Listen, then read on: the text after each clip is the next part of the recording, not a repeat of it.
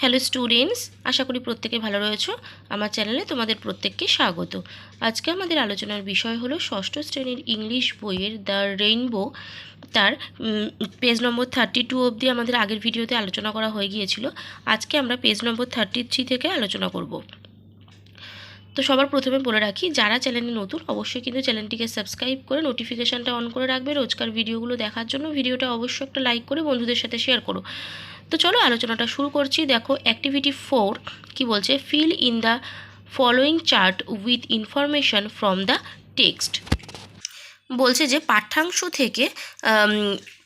থেকে তথ্য নিয়ে আমাদের তালিকাটা পূর্ণ করতে বলেছে। হোয়াট আর হোয়ার, ঠিক আছে, তাহলে দিয়ে দিয়েছে হোয়ারে কি দিয়েছে, অন দ্য রিভার্স, নদীর ওপরে। তাহলে কি, হোয়াট মানে হচ্ছে কি, তাহলে লিখবো boat sales, BOATS, boat sale, SAIL, অর্থাৎ নৌকো চলে। তারপরে দিয়েছে ক্লাউড সেল, মেঘেরা ভাসে, হোয়ার কোথায়, লিখবো across the sky, ACROSS, across the sky. Next বলেছে ব্রিজ হেভেন, এটা কি লিখবো না, লিখবো দ্য বো, ব্র্যাকেটে লিখে দেবো রেইনবো। এখানে মেনলি বো বলতে রেইনবোকেই বোঝানো হয়েছে।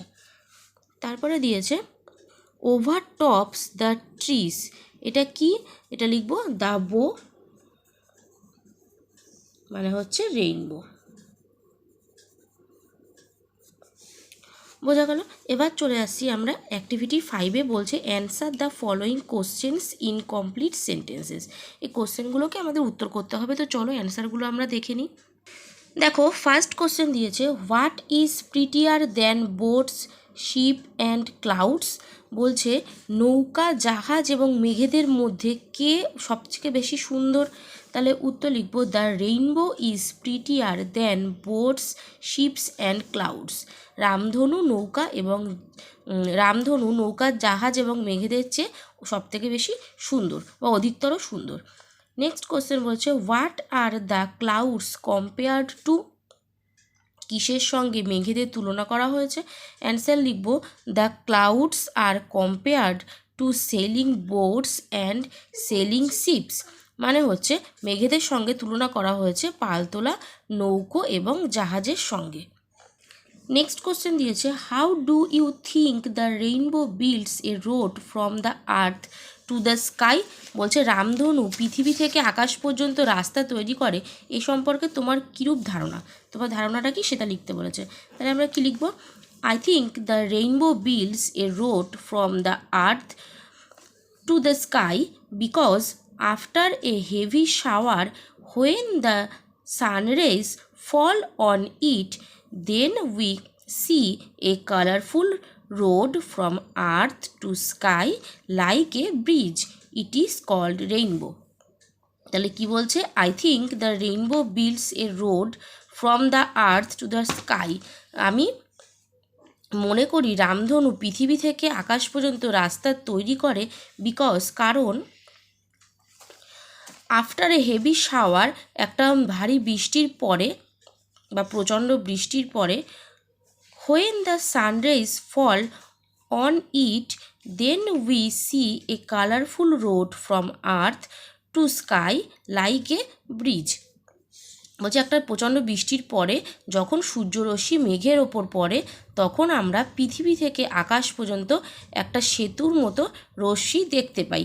ইট ইজ কল্ড রেইনবো, এটাকেই রামধনু বলে। নেক্সট কোশ্চেন দিয়েছে which according to the poet is the prettiest of all objects mention in the poem. বলছে কবির মতে কবিতায় উল্লেখিত সমস্ত জিনিসের মধ্যে রামধনু সবথেকে সুন্দর জিনিসটা কি, সেটাকে মেনশন করো। তাহলে অ্যান্সার লিখব according to the poet the rainbow is the prettiest of all objects mention in the poem. যে কবির মতে কবিতায় উল্লেখিত সমস্ত জিনিসের মধ্যে রামধনু হচ্ছে সবথেকে সুন্দর। দেখো এবার চলে আসছি আমরা অ্যাক্টিভিটি 6A-তে। কি বলেছে, স্ট্যান্ডিং অন দ্য সি শোর the four friends were watching the night sky. বলছে যে সমুদ্রের তীরে দাঁড়িয়ে চার বন্ধু রাত্রির আকাশ দেখছিল। They looked at the stars in wonder. তারা বিস্ময়ে তারাগুলোর দিকে তাকিয়েছিল। দে ফেল্ট দ্য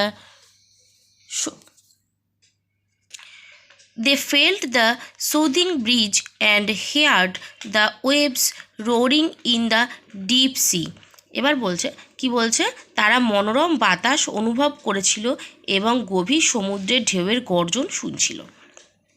কি করতে বলেছে, pick out the countable and uncountable nouns and fill in the table. বলেছে যেগুলো গণনা করা যায় সেরকম বিশেষ্য, আর গণনা করা যায় না মানে আনকাউন্টেবল এরকম বিশেষ্যগুলোকে আলাদা করে লিখতে বলেছে। কাউন্টেবল নাউন কোনগুলো তাহলে আমরা পাচ্ছি, এখানে পাচ্ছি হচ্ছে ফ্রেন্ডস। ফ্রেন্ডস মানে বন্ধুরা, এটা কাউন্টেবল, ফ্রেন্ডস লিখে দিলাম। তারপরে পাচ্ছি দেখো এখানে পাচ্ছি হচ্ছে ব্রিজ, ব্রিজটা হবে আনকাউন্টেবল। আচ্ছা তাহলে এখানে ফ্রেন্ডস পেলাম, আর আনকাউন্টেবলের মধ্যে কি হচ্ছে, স্টার্স হচ্ছে, STARS, স্টার্স মানে যেটা গণনা করা যায় না। ঠিক আছে, ব্রিজ পাচ্ছি মানে হচ্ছে মৃদু বাতাস, BREEZE, ব্রিজ মানে হচ্ছে মৃদু বাতাস। তারপরে হচ্ছে ওন্ডার মানে হচ্ছে বিস্ময়, ওন্ডার WONDER, ওন্ডার। তারপর পাচ্ছি স্কাই, স্কাই পাচ্ছি। তারপর পাচ্ছি ওয়েভস, WAVES, ওয়েভস। আচ্ছা ওয়েভসটা না কাউন্টেবল নাউন হবে, কারণ কাউন্টেবল করা যাচ্ছে, ওয়েভসগুলো যখন আসছে তো সেগুলোকে গণনা করা যায়। WAVES, ওয়েভসটা হচ্ছে কাউন্টেবল নাউন। আর একটা লিখবো, কি লিখবো, সি বা সিশোর লিখবো, CSHORE, সমুদ্র তীর, এটা হচ্ছে আনকাউন্টেবল নাউন। ঠিক আছে, তাহলে কাউন্টেবলে কি হচ্ছে, ফ্রেন্ডস আর ওয়েভস, আর আনকাউন্টেবলে stars, breeze, wonder, sky, seashore. এবার চলে আসছি আমরা অ্যাক্টিভিটি 6B-তে, বলছে circle the collective nouns and underline the abstract nouns in the following sentences. আচ্ছা কালেকটিভ নাউনগুলোকে সার্কেল করতে দিয়েছে আর অ্যাবস্ট্রাক্ট নাউনগুলোকে আন্ডারলাইন করতে দিয়েছে। কি দিয়েছে, the flat move across the ocean. তাহলে এখানে ফ্লেটটা পাচ্ছি আমরা কি না কালেকটিভ নাউন। তারপরে আসছে honesty is the best policy, honesty সততা, তাহলে এটা হবে অ্যাবস্ট্রাক্ট নাউন। তারপর দিয়েছে a troop came marching on, তাহলে ট্রুপটা হবে হচ্ছে কালেকটিভ নাউন। তারপর দিয়েছে the old man is known for his wisdom, উইজডমটা হচ্ছে অ্যাবস্ট্রাক্ট নাউন। অ্যাক্টিভিটি 6C-তে আসছি, বলছে fill in the blanks with the correct form of the given verbs in the brackets. বলছে যে বন্ধনীর মধ্যে ক্রিয়াপদগুলোর সঠিক রূপ শূন্যস্থানে লেখো। She dash singing a song, be verb বলতে বলেছে, তাহলে এটা আমরা কি লিখবো, এটা লিখবো শি ইজ সিঙ্গিং, কন্টিনিউয়াস যেহেতু সিঙ্গিং, সিং আছে প্রেজেন্ট ফর্ম আর ING, তাহলে হবে কি শি ইজ সিঙ্গিং। তারপরে বলেছে my father dash his work last night, last night do verb করতে বলেছে, লাস্ট নাইট হয়ে গেছে, তাহলে সেখানে কি লিখবো, my father did.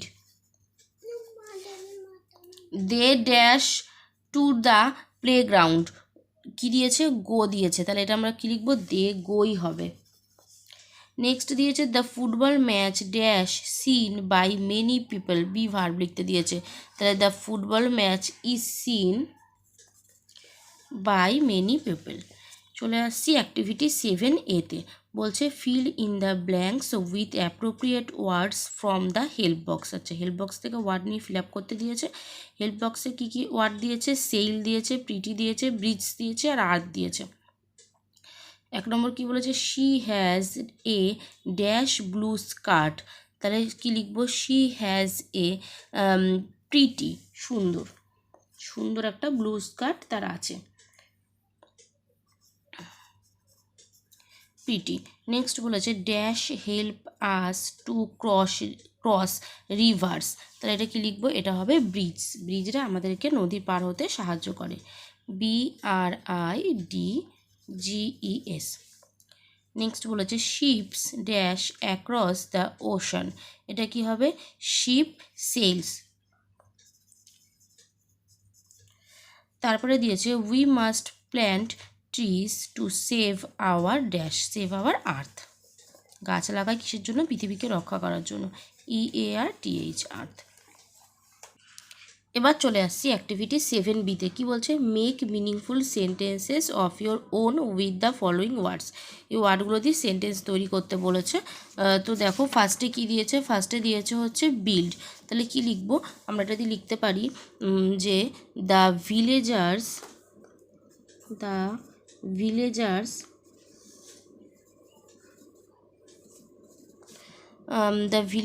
Will build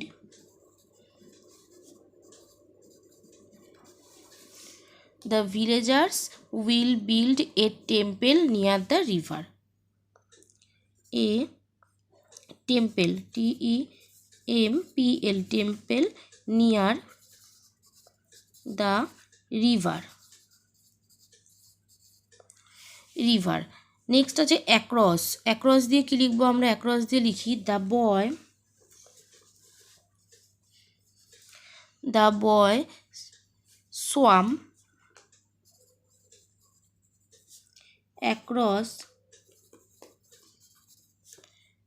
across the pond,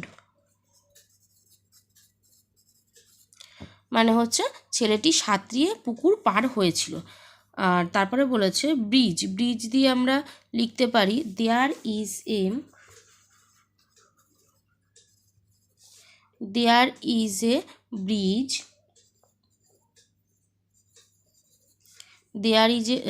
bridge over the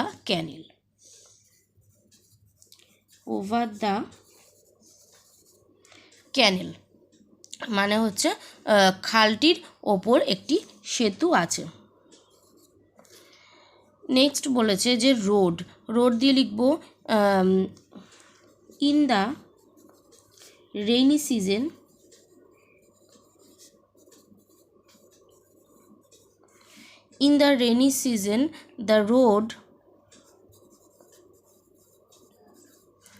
the road is muddy, অর্থাৎ বর্ষাকালে রাস্তা কর্দমাক্ত থাকে। ঠিক আছে, এবার চলে আসছি আমরা অ্যাক্টিভিটি 8A-তে। বলছে after a heavy shower we often see that a rainbow appears in the sky, right a paragraph in about 60 words describing the scene as you see it. Use the following hints. ভারী বৃষ্টির পর আমরা প্রায় আকাশে রামধনুটা দেখি। তুমি দৃশ্যটা যেভাবে দেখো সেটা সম্পর্কে 60খানা শব্দে একটা অনুচ্ছেদ আমাদেরকে লিখতে বলেছে নিচের সংকেতগুলো ব্যবহার করে। তো চলো অনুচ্ছেদটা আমরা দেখে নিই। দেখো এভাবে লিখবো যে it is afternoon in last summer, গত গ্রীষ্মের বিকেলবেলা। Suddenly A Sturm came with a heavy shower, হঠাৎ প্রচণ্ড বৃষ্টি আর ঝড় হলো। The Sunny sky became cloudy, বলছে যে দ্য সানি স্কাই মানে রোদ ঝলমলে আকাশ, বিকেম ক্লাউডি মানে মেঘে ভরে গেল। After an hour the sky was cloudless and the sun's beam fell on it, বলছে 1 ঘন্টা পর আকাশ মেঘমুক্ত হলো এবং সূর্যের রশ্মি এর ওপরে পড়ল। Outside the room I was very astonished to see the rainbow in the sky, বলছে ঘরের বাইরে বেরিয়ে আকাশে রামধনু দেখে আমি খুব বিস্মিত হলাম। ইট কনসিস্টস টু 7 কালার্স, এটা 7 রঙে তৈরি বা 7 রং দিয়ে গঠিত। They are violet, indigo, blue, green, yellow, orange and red, এই কালারগুলো হলো বেগুনি, নীল, আকাশি, সবুজ, হলুদ, কমলা এবং লাল। It seemed as a way from the earth to the sky, বলছে এটা দেখে মনে হলো যেন পৃথিবী থেকে আকাশ পর্যন্ত একটা পথ। এবার চলে আসছি অ্যাক্টিভিটি 8B-তে। বলছে suppose you are standing on a bridge looking down, write a paragraph in about 60 words describing the things that you see below. বলছে ধরো তুমি একটা সেতুর উপর দাঁড়িয়ে নিচে তাকাচ্ছ, নিচে কী কী জিনিস দেখছো তুমি সেগুলোকে বর্ণনা করে 60খানা শব্দে একটা অনুচ্ছেদ লিখতে বলেছে। তো দেখো এটাও দেখে নাও যে কীভাবে লিখবো। অ্যাক্টিভিটি 8B-টা লিখবে যে one day I was crossing over Howrah Bridge after sunset with my father on foot। বলছে একদিন আমি আমার বাবার সঙ্গে সূর্যাস্তের পর পায়ে হেঁটে হাওড়া ব্রিজ পার হচ্ছিলাম বা হাওড়া সেতু পার হচ্ছিলাম। I stood for a moment in the middle to see the beautiful scene under the bridge। আমি সেতুর নিচে সুন্দর দৃশ্যটি দেখার জন্য এক মুহূর্ত দাঁড়ালাম। I saw there were many fishing boats on the river। আমি দেখলাম অনেকগুলো মাছ ধরার নৌকা নদীর ওপরে।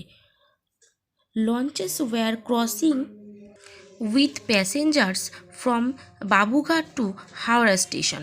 বলছে লঞ্চগুলো বাবুঘাট থেকে যাত্রী নিয়ে হাওড়া স্টেশন পর্যন্ত পারাপার করছে।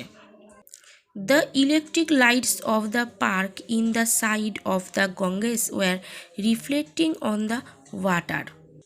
গঙ্গার ধারে পার্কের বৈদ্যুতিক আলোগুলো জলের ওপর প্রতিফলিত হচ্ছে। The steamers were anchored here and there। বলছে যে কতগুলো স্টিমার এখানে ওখানে নোঙর করা আছে। অ্যাঙ্কর মানে হচ্ছে নোঙর করা। তাহলে কিন্তু দ্য রেইনবোর অ্যাক্টিভিটিও আমাদের পুরো সলভ করা হয়ে গেল। তোমরা যারা ফার্স্ট পার্টটা দেখোনি, আমার ভিডিও ডেসক্রিপশন বক্সে ফার্স্ট পার্টের লিঙ্ক দেওয়া থাকবে, অবশ্যই সেখান থেকে দেখে নেবে। তো আজকের মতো ভিডিওটা এখানেই শেষ করছি। দেখা হবে নেক্সট ভিডিওতে। আমার চ্যানেলের পরবর্তী ভিডিওগুলো দেখার জন্য অবশ্যই তোমরা চ্যানেলটিকে সাবস্ক্রাইব করে রাখবে। তো চলো আজকের মতো এখানেই টাটা।